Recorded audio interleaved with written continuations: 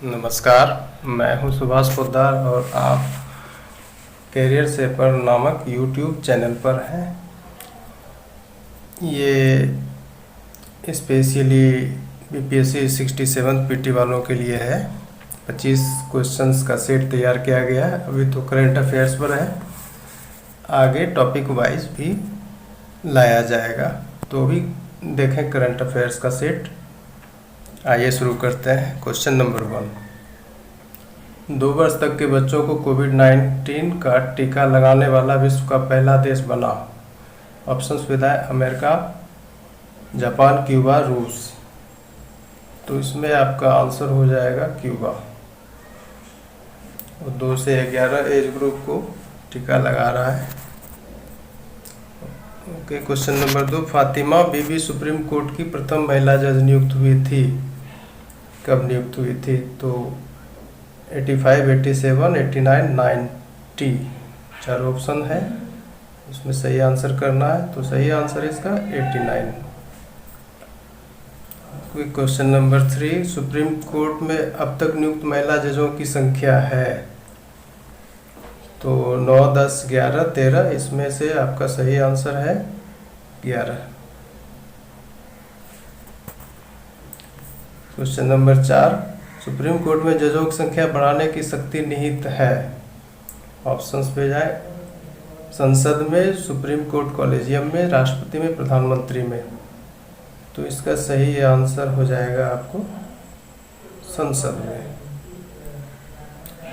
Okay, question number 5। वर्तमान में supreme court में महिला जजों की संख्या है।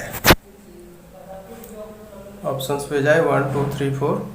वर्तमान में कितनी महिला जज हैं सुप्रीम कोर्ट में? तो आपका सही आंसर हो जाएगा डी। और कुल 4 महिला जज हो चुकी हैं। इधर हाल फिलहाल में 3 का अपॉइंटमेंट हुआ, पहले से 1 थी, तो अब 4 होगी। क्वेश्चन नंबर 6 पे आइए। सुप्रीम कोर्ट में मुख्य न्यायाधीश सहित न्यायाधीशों की कुल संख्या 31 से बढ़ाकर 34 कर दी गई। ऐसा कब हुआ? ऑप्शंस है 2018, 19, 20, 21। तो ये जो 31 से बढ़ा के 34 किया गया, ये काम हुआ था आपको 2019 में। ऑप्शन बी सही है। Question number 7। भारतीय संविधान में सुप्रीम कोर्ट के न्यायाधीशों की नियुक्ति की व्यवस्था की गई है। तो इसमें धारा, ये सब आर्टिकल पूछ रहा है ऑप्शन में। आर्टिकल 124(1), 124(2), 125(2), 17। तो इसमें आपका आंसर हो जाएगा ये 124(2). इसी में व्यवस्था की गई है सुप्रीम कोर्ट के न्यायाधीशों की नियुक्ति की। Question number 8। भारतीय संविधान में उच्च न्यायालय के जजों की नियुक्ति की व्यवस्था की गई है। अब हाई कोर्ट के जजों की नियुक्ति की व्यवस्था, तो इसमें आपका ऑप्शंस है सामने। 215, 16, 17, 18। तो इसमें हो जाएगा 217। आपका ये सही है, ऑप्शन सी सही है। भारत में सुप्रीम कोर्ट की व्यवस्था 1950 में की गई। उस वक्त मुख्य न्यायाधीश सहित न्यायाधीशों की कुल संख्या थी, कितनी थी? तो ऑप्शन है 7, 8, 10, 11। तो जिस समय इस्टेब्लिश हुआ सुप्रीम कोर्ट 1950 में, उस समय कुल 8 जस्टिस थे, इंक्लूडिंग CJI। तो आंसर हो जाएगा ये B number.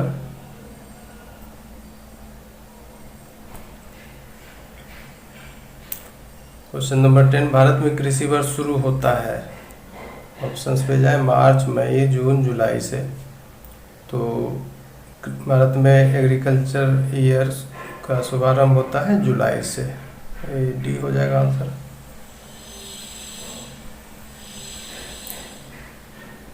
Question number 11। NSO के अद्यतन आंकड़ों में 2013 की तुलना में वर्ष 2018 में प्रति कृषि परिवार औसत कर्ज बढ़ा है, तो कितना परसेंट से बढ़ा है 2013 की तुलना में वर्ष 2018 में, ये पूछ रहा है।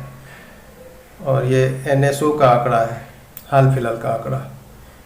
तो आंसर इसमें ऑप्शन में जाए 57, 57.7, 58.7, 60, तो इसका आंसर हो जाएगा आपको बी 57.7। 12 नंबर क्वेश्चन में 2018-19 में भारत में कृषि परिवारों की संख्या थी, ये भी हाल फिलहाल का ही आंकड़ा है। तो ऑप्शन है 9 करोड़, 9.3 करोड़, 9.5 करोड़, 10 करोड़, तो इसका आंसर हो जाएगा 9.3 करोड़।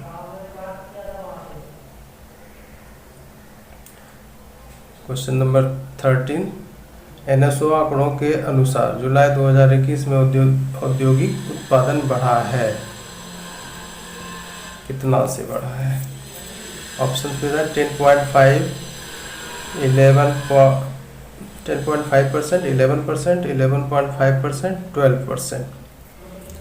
तो ये NSO का आंकड़ा ये बता रहा है ऑप्शन सी 11.5%।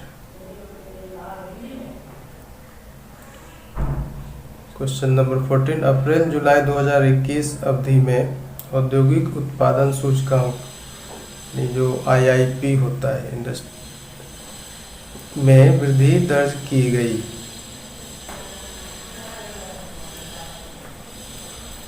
कितना वृद्धि दर्ज की गई अप्रैल जुलाई 2021 के पीरियड में?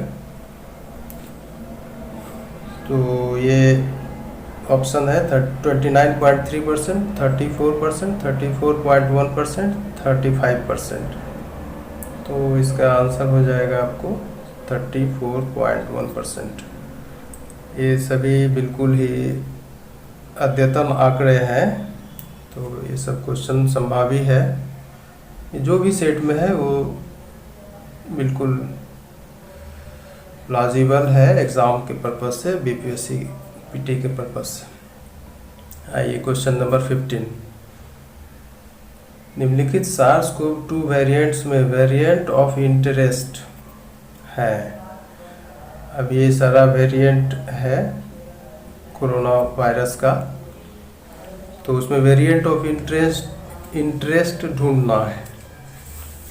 ऑप्शन है अल्फ़ा, बीटा, डेल्टा और मू। तो अल्फ़ा, बीटा, डेल्टा तो होगा नहीं वो, क्योंकि वो वेरिएंट ऑफ कंसर्न है अल्फ़ा, बीटा, डेल्टा। और ये मू वेरिएंट इधर हाल फिलहाल में आया हुआ है, जिसको वेरिएंट ऑफ इंटरेस्ट के अंतर्गत रखा गया है WHO के द्वारा। तो आंसर डी सही हो जाएगा इसमें।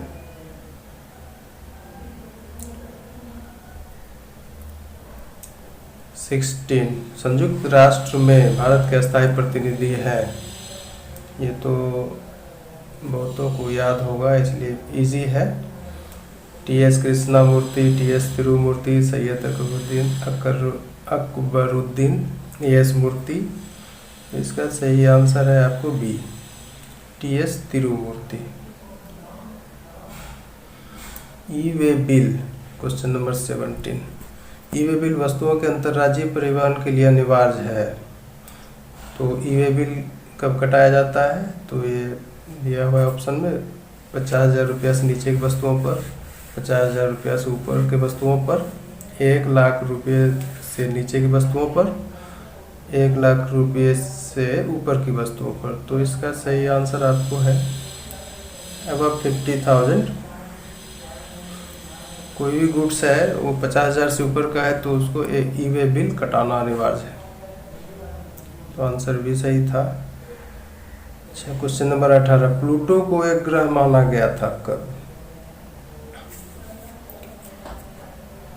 तो इसमें ऑप्शन है 1920, 30, 40 और 45। तो इसका आंसर हो जाएगा 1930 से इसको ग्रह माना गया था। 19 नंबर, अंतर्राष्ट्रीय खगोलीय संघ द्वारा प्लूटो को पुनः क्षुद्र ग्रह की श्रेणी में रखा गया। तो ऑप्शन पे है 24 अगस्त 2000, 24 अगस्त 2005, 24 अगस्त 2006, 24 अगस्त 2008। तो प्लूटो को उसके ग्रह होने का दर्जा छीना गया और उसको फिर से क्षुद्र ग्रह की श्रेणी में रखा गया। ये काम हुआ है 24 अगस्त 2006 में। 20 नंबर क्वेश्चन है, विश्व को कितनी मानक समय पेटियों में विभाजित किया गया है? मानक समय पेटियां, तो इसका आंसर हो जाएगा आपको 24।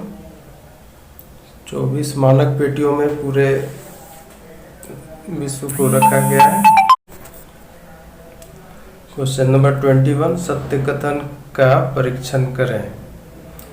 अब ये देखें, ऑप्शन ए 180 डिग्री मेरिडियन को अंतर्राष्ट्रीय तिथि रेखा माना गया है। ऑप्शन बी 180 डिग्री मेरिडियन को वह बिंदु माना गया जिससे एक कैलेंडर दिवस समाप्त होता है तथा एक नया दिवस उदय होता है। ऑप्शन सी पूर्व से पश्चिम की ओर जाते हुए यात्री को एक दिन का लाभ होता है। ऑप्शन डी पश्चिम से पूर्व की ओर जाते हुए यात्री को एक दिन की हानि होती है। ये सारे चार ऑप्शंस पर ध्यान देंगे अगर, तो ये सारे के सारे ऑप्शन सही हैं, इसलिए इसका आंसर हो जाएगा ई चला जाएगा आंसर। और ये बहुत कंसेप्चुअल क्वेश्चन है, ये बिल्कुल कॉन्सेप्ट ही है, इसलिए चारों ऑप्शन सही है। अब क्वेश्चन नंबर 22, प्राइम मेरिडियन या प्रधान या अभ्युत्तर माना जाता है किसको? तो ऑप्शन देखें, 0 डिग्री देशांतर को, 0 डिग्री अक्षांश को, ग्रीनविच या अभ्युत्तर को, 180 डिग्री या अभ्युत्तर को। तो इसमें आप देखेंगे प्राइम मेरिडियन उसको बोलते हैं 0 डिग्री लैटिट्यूड को, यानी 0 डिग्री देशांतर को। यह सही हुआ। 0 डिग्री अक्षांश तो इक्वेटर कहलाता था, ये गलत हो गया। ग्रीनविच या अभ्युत्तर या ग्रीनविच मेरिडियन, इसको भी प्राइम मेरिडियन बोला जाता है।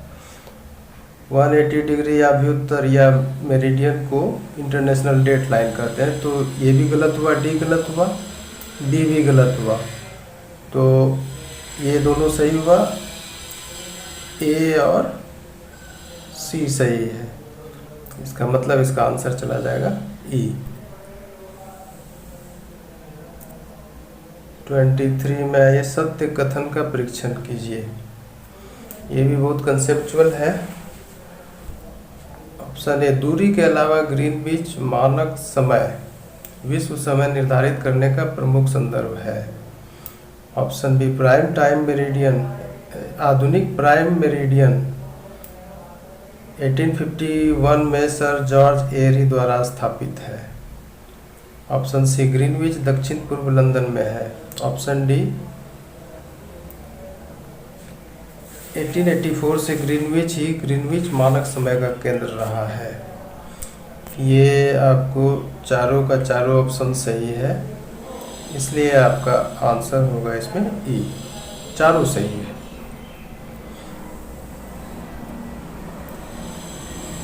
Question number 24, prime meridian line प्रधान या अभ्युत्तर रेखा इन देशों से होकर गुजरती है।